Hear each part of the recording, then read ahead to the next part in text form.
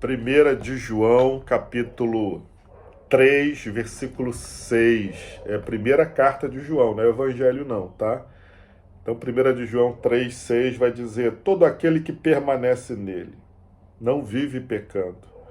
Todo aquele que vive pecando não o viu nem o conheceu.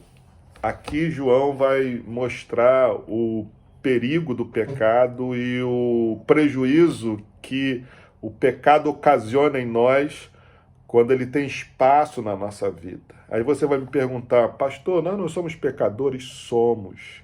Mas o que João diz aqui é que a gente não vive pecando, na prática do pecado. A gente peca sem querer pecar. Essa deve ser a postura do cristão, conquanto seja difícil. E por isso a gente não pode aceitar nada errado na nossa vida.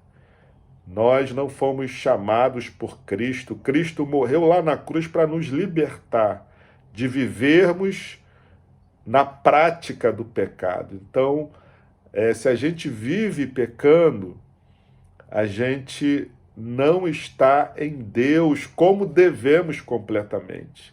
Mas sabe qual é o problema do pecado? João vai mostrar aqui no final do versículo.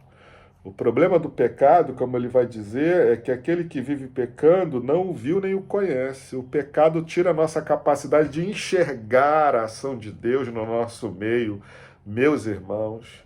E o pecado também, como ele vai dizer aqui, nos impede de conhecer mais a Deus, de conhecer as coisas de Deus.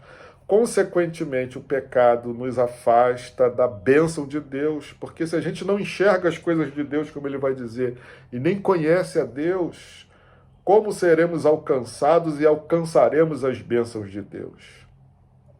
Então, o pecado não pode ter espaço. Você não pode viver em pecado e para o pecado.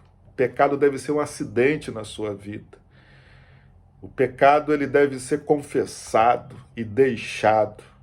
E sabe como você vai se libertar do pecado que te impede de enxergar as coisas de Deus e de compreender a Deus e de ser abençoado por Deus?